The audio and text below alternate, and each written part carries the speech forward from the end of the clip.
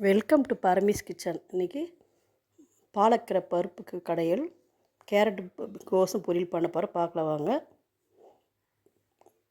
Case அடுப்பில் cooker வச்சுருக்கேன். குக்கரில் 4 டம்ளர் தண்ணி ஊற்றிருக்கேன். தண்ணி கொதித்தோடனே ஒரு கப்பு பருப்பு கழுவி பருப்பு சேர்த்துக்கலாம்.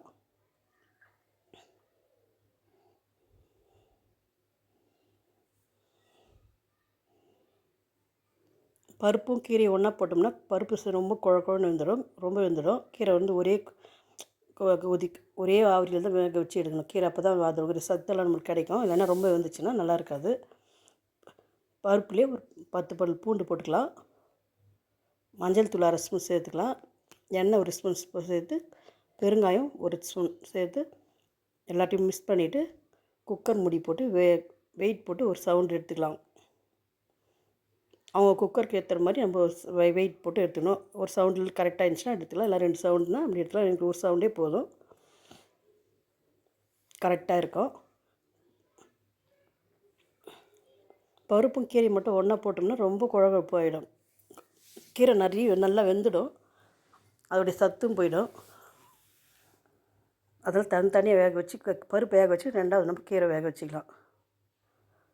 பருப்பெல்லாம் நல்லா வெந்தாச்சு.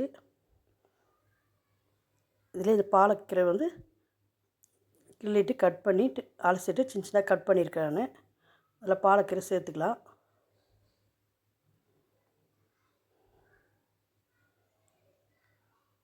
காஞ்ச மிளகா ஒரு 6 காஞ்ச மிளகா சேர்த்துக்கலாம். பச்சை மிளகா சேர்த்துக்க, நான் காஞ்ச மிளகா தான் சேர்த்துருக்கேன்.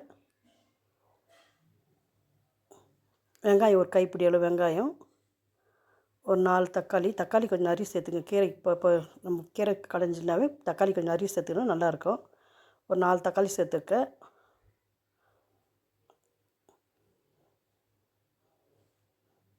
காரம் அவங்களுக்கு ஏற்ற மாதிரி காரம் சேர்த்துங்க. நான் ஒரு 5 காஞ்ச மிளகா சேர்த்துட்டு ஒரு கைப்பிடி அளவு வெங்காயம் தக்காளி சேர்த்துருக்கேன். இந்த கீரையை பொடிசாக கட் பண்ணி கீரையை சேர்த்துக்கலாங்க. நான் கொஞ்சம் பருப்பு நிறைய போடுவேன், கீரை கொஞ்சம் கம்மியாக சேர்த்துக்குங்க. அது டேஸ்ட் நல்லாயிருக்கும். அதனால் நான் பருப்பு கொஞ்சம் நிறைய சேர்த்துக்குது. கீரை பருப்பு கடைஞ்சாவே இதெல்லாம் மிக்ஸ் பண்ணிவிட்டு குக்கர் மூடி போட்டு வெயிட் போடாமல் வேக வச்சு எடுத்துக்கலாங்க.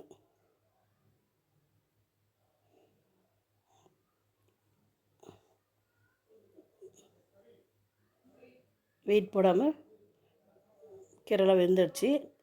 ஒரு 2 நிமிஷம் மூடி வச்சோம்னா கீரை வெந்துடும். இப்போ குழையாமல் பருப்பும் குழையாது, கீரை நல்லா குழஞ்சி வராது.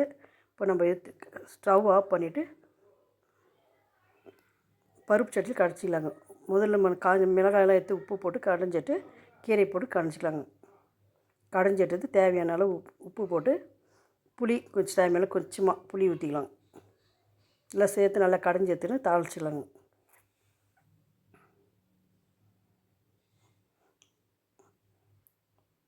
இந்த கெட்டி இருந்தால் போதும். எண்ணெய் ஊற்றிக்கலாம். ஒரு 3 டேபிள் ஸ்பூன் எண்ணெய் ஊற்றிக்கலாம்.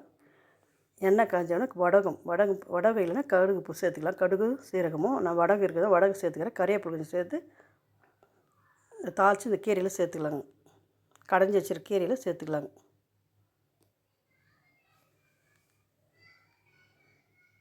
பசலைக்கீரை பருப்பு கடையில் ரெடி ஆகிடுச்சு. இப்போ பொரியல்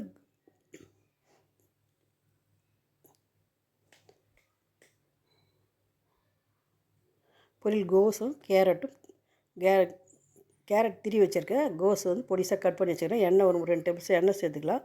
எண்ணெய் காஞ்சோன்னா கடுகு 1/2 ஸ்பூன் சேர்த்துக்கலாம். கடலைப்பருப்பு 1/2 ஸ்பூன், உளுத்தம் பருப்பு 1/2 ஸ்பூன் சேர்த்துக்கலாம்.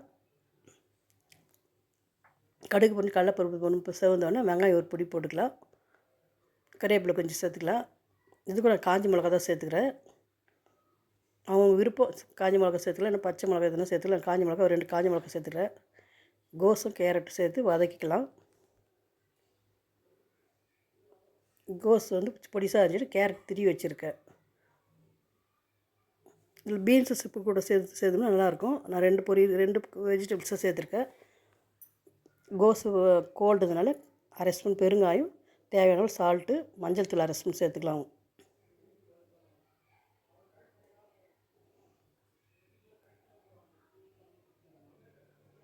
எல்லாத்தையும் மிக்ஸ் பண்ணிவிட்டு கொஞ்சம் தண்ணி சின்ன டம்ளர் ஒரு 1/4 டம்ளர் தண்ணி சேர்த்துக்கலாம். சேர்த்துட்டு ஒரு 2 நிமிஷம் மூடி வைக்கலாங்க, வேகட்டும். சிம்மிலே வச்சு மூடி வைக்கலாம்.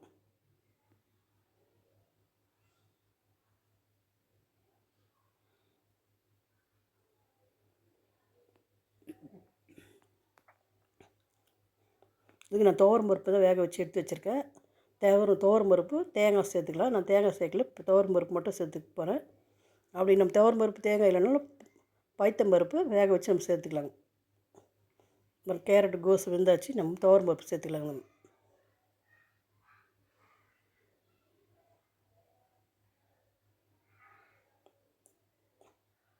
கீரைக்கு வேக வச்சு பருப்பு இல்லையா, அதிலே கொஞ்சம் பருப்பு எடுத்து வச்சுட்டேன். பருப்பு சேர்த்துட்டு கிளறிக்கலாங்க.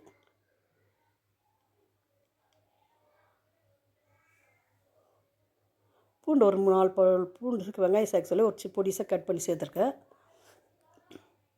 பாருங்க, கேரட் கோஸு பொரியல் ரெடி ஆகிடுச்சு. பாலக்கீரை பருப்பு கடையல், கேரட்டு கோஸ் பொரியல் ரெடி ஆகிடுச்சு. நீங்களும் செய்து பார்த்துட்டு கமெண்டில் எப்படி சொல்லுங்கள். இந்த வீடியோ பிடிச்சதா லைக் பண்ணுங்கள், ஷேர் பண்ணுங்கள், கமெண்ட் பண்ணுங்கள், சப்ஸ்கிரைப் பண்ணுங்கள்.